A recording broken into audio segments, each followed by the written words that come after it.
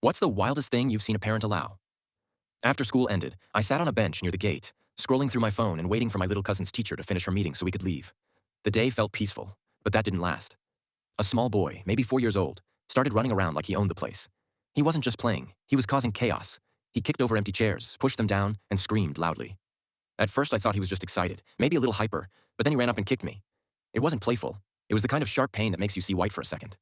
I turned to look at his mother, expecting some correction, but she just smiled and said, "Kids, eh?" That was the moment I knew I had entered the wrong part of the day. Yeah. I pushed down my anger and went back to my phone, trying to stay calm. But the boy wasn't done. He ran up to another man, slapped his shoulder, and ran off laughing. The man laughed too, but it was a nervous laugh, like he wasn't sure what to think. Then it got worse. The boy ran back to his mom, looked her in the eye, and spat on her. Not on the ground, but directly on her. She just said, "Richard, please, no spitting." I was shocked. Before I could think, the boy turned toward me again, cheeks puffed and ready to spit. I glared at him so sharply that he froze, swallowed the spit, and backed off. For the first time, he seemed like a normal kid. I turned back to my phone, thinking maybe that was the end. But no, he came closer, trying to peek at my screen, then reached for my phone. I moved it to my other hand, but he followed.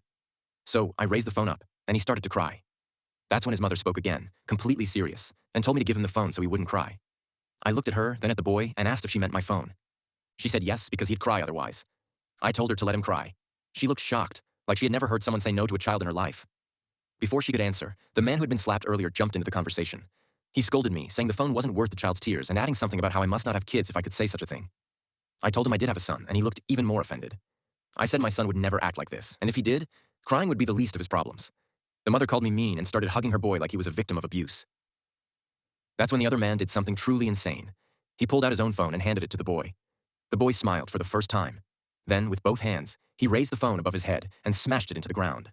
Everyone froze. He jumped and stomped on it twice, still laughing like it was a game. The phone cracked loudly. The man screamed, and the mother grabbed the boy. The man picked up what was left of his broken phone and shouted about it. The mom just told the boy he shouldn't have done that. The man turned to me for help, looking desperate, but I looked away and tapped my phone calmly. He turned to the woman and demanded she fix the phone, but she laughed and said she didn't break it. He reminded her it was her son, but she told him she didn't make him give the phone.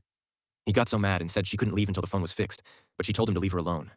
Right then, I saw my cousin walking toward our car. So I stood up and walked away without a word. The man called after me, begging me to settle it. He ain't.